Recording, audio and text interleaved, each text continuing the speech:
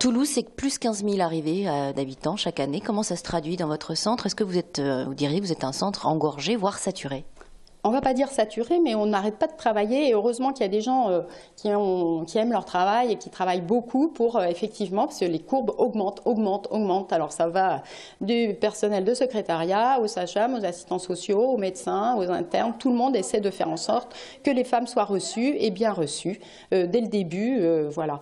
Donc des moyens, on en a besoin et on espère justement que ces journées qui se passent à Toulouse permettront de faire prendre conscience que on effectue ici dans notre établissement près du tiers des IVG du département, sachant que le département Haute-Garonne, vu que c'est 50% la Haute-Garonne de Midi-Pyrénées, c'est 50% des IVG.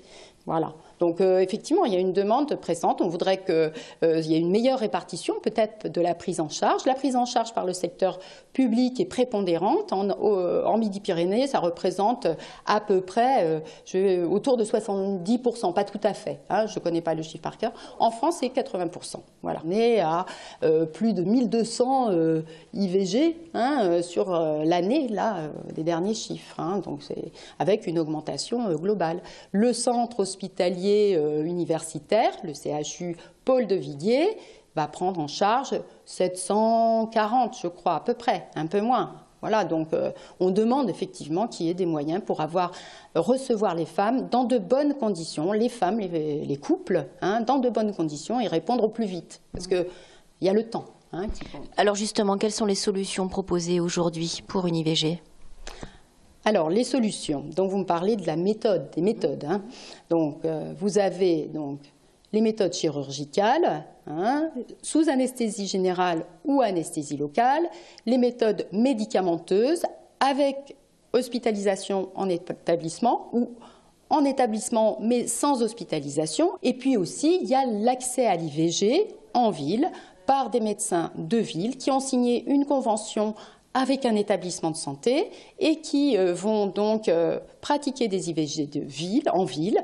Jusqu'à cette semaine, il faut qu'ils aient une formation, il faut qu'ils aient fait leur déclaration auprès des autorités. Voilà. Quelle est la population? Quelles sont les femmes qui viennent vous voir? On a souvent dit que la population adolescente était en augmentation. Est-ce que c'est vrai? C'est faux. Et là, on a fait un travail, que ce soit en France ou Midi-Pyrénées, il y a des taux qui sont stables.